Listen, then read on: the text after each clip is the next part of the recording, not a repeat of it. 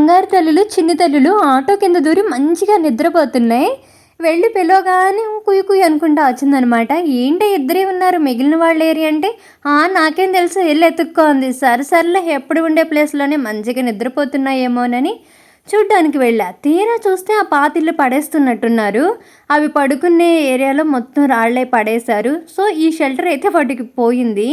ఇప్పుడు మా పాతిళ్ళు ఖాళీయే. ఇప్పుడు అవి అక్కడ ఉండడం వల్ల నాకు వచ్చిన ఇబ్బంది ఏమీ లేదు. కానీ అవి ఉండడం లేదు అంతే. బహుశా మనం కూడా ఆ ఇంట్లో ఉంటే మనకు అలవాటై మనతో పాటు అక్కడే తిని పడుకొని ఉంటాయేమో. నేనేమో ఏదో ఫుడ్ పెట్టడానికి వెళ్ళానా పెట్టానా వచ్చేసానా అన్నట్టే ఉంటాను. దానికి జనాలు ఏడుస్తున్నారు. కానీ వీటికేమో ఆ ఇల్లు అలవాటు అవ్వట్లా. ఇలా రోడ్ల మీద ఆటోల కింద పడుకొని ఉంటున్నాయి.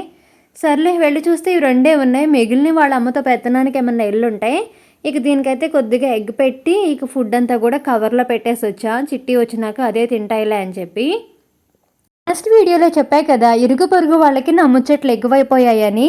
వాళ్ళు ఇంకొక అడుగు ముందుకేసి మా అత్తయ్య మా మామయ్యకి కూడా చెప్తున్నారంట. చాలా చుట్టూ తిరుగుతుంది కుక్క పిల్లల వెనకాల అని చెప్పి. అలా చెప్పడం వల్ల ఇప్పుడు వాళ్ళు వచ్చి నన్ను డైరెక్ట్గా ఏమీ అడగలేదు. కానీ మా హస్బెండ్ కాల్ చేసి అంటున్నారంట, ఎందుకు వచ్చిన పనులు ఇవన్నీ, కుక్క పిల్లల మీద ప్రేమ ఉంటే ఒకదాన్ని పెంచుకోవాలి కానీ అందరితో ఎందుకు ఇలా మాటలు పడుతున్నారు అని చెప్పి అన్నారంట. ఇప్పుడు హస్బెండ్ ఎంత మంచివారైనా పదే పదే ఇలాంటి మాటలు వింటే ఆయనకు కూడా చిరాకు వచ్చిద్ది కదా. ఇప్పుడు మధ్యలో అవి తినే అన్నాన్ని పోగొట్టడమే కదా.